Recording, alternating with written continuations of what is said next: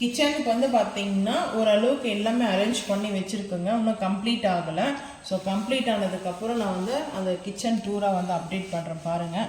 So இப்போ வந்து பார்த்தீங்கன்னா இன்னும் கொஞ்சம்லாம் பொருளெல்லாம் எல்லாம் பாக்ஸ் வந்து மாறி மாறி வந்துட்டு இருந்ததா. ஸோ அதனால் மெயினாக வந்துட்டு எடுத்து வச்சுட்டு இருக்குங்க. இப்போ தான் ஒவ்வொரு பாக்ஸாக பார்த்துட்டு.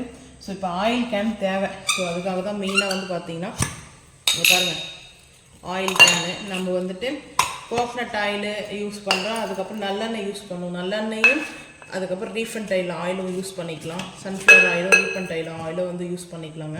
ஸோ இது வந்து கொடுத்துருக்காங்க ஆயில் வந்து நம்ம ஃபுல் பண்ணுறதுக்கு. அதுக்கப்புறம் நம்ம கிச்சன் குக்கிங்க்கு வந்து பார்த்திங்கன்னா ஆயில் எடுத்துக்கிறதுக்கு இங்கே கொடுத்துருக்காங்க இல்லையா. ஸோ இது வந்து ஆல்ரெடி நம்ம வாங்கிட்டு வந்ததை இது நம்ம வீடியோ அப்டேட் பண்ணியிருப்போம், பார்த்துருப்பீங்க. ஸோ இப்போ மெயின் வந்துட்டு ஆனால் ரொம்ப நாள் ஆச்சுல வாங்கிடும், அதனால் ரொம்ப நாள் ஆயிடுச்சு. ஆனால் வந்து வாங்கி நான் யூஸே பண்ணல. ஸோ அதாவது அந்த சவுண்டெல்லாம் வருது பாருங்க. 1 year ஆகிட்டு இருக்கோம் அநேகமாக. 1 yearலாம் ஆகலை, ஒரு 8 month இல்லை 5 month அப்படி ஆகிடும். வாங்கி அவ்வளோ நாள் ஸ்டோரேஜ் அப்படியே வச்சு நாங்கள் வாங்கி 1 month கழிச்சு தான் வீடியோவை அப்டேட் பண்ணோம். அதுக்கப்புறம் வந்து பார்த்தீங்கன்னா ஒரு 5 month ஆகிருக்குன்னு நினைக்கிறேன். ஸோ பார்த்தா தெரியும்.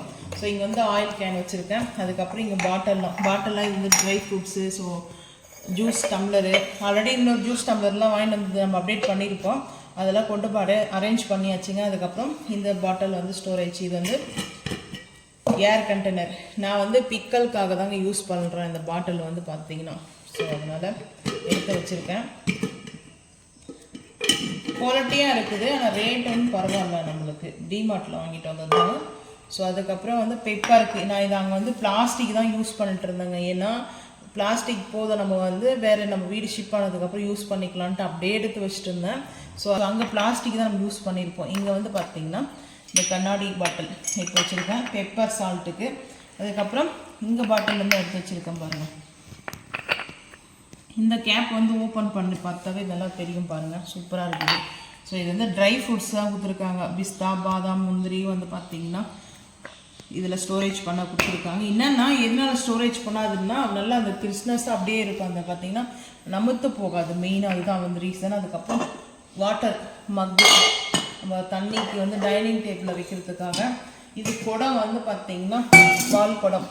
இது வந்து பால் குடம் சொல்லுவாங்க. இது வந்து நான் ரொம்ப பிடிச்சி, அதாவது நான் இந்த ஃபஸ்ட்டு வந்து பார்த்திங்கன்னா என்னோடய பியூட்டிஷியனில் நான் வந்து மணி ஏர்ன் பண்ணும்போது, சம்பாதிக்கும் போது நான் எல்லா பாத்திரமும் எல்லா பொருளுமே எனக்கு அம்மா வீட்டிலேருந்து மாமியார் வீட்டிலேருந்து எந்த ஒரு சீரும் கிடையாதுங்க. எல்லாமே என்னுடைய உழைப்பில் நாங்கள் வாங்கினது மட்டும்தான். யாருமே சரி அம்மா வீட்டு பொருள்லாம் எங்கள் வீட்டில் ஒரு டம்ளர் கூட கிடையாது. எனக்கு கொடுத்தாங்க, அது அவங்களே கிட்டே கொடுத்துட்டேன் நான். ஸோ எனக்கு அதுக்கு சம்மந்தம் இல்லை. ஸோ நான் வந்து பார்த்திங்கன்னா எல்லா பாத்திரமும் பொருள் இருக்கிறதெல்லாம் நான் என்னுடைய உழைப்பில் வாங்கினது மட்டும்தான். ஸோ இது என்னுடைய ஹஸ்பண்ட் காசு கூட கிடையாதுங்க.